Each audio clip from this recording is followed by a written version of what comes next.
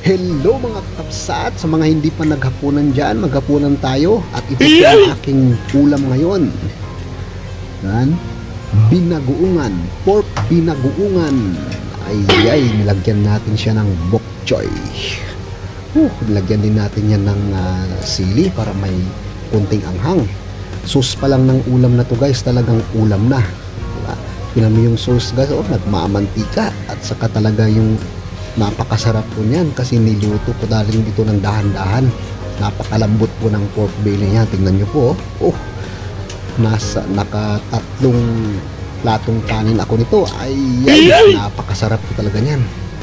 So mga kabsat, halina kayo, samahan nyo ako sa pagkain. Nagimas da ito yung sila nga talaga. Mabalin nga ihanda mo da ito into no New Year. Mabalin matiti Pasko. Da ito yan kabsat ni, kitaan nyo niyo, lami kaayo. Nagimas. Grabe talaga yung sarsan niya guys. Nagmamantika talaga. Ay, so ano pang hinihintay natin mga kapsat? May kayon, kainan na.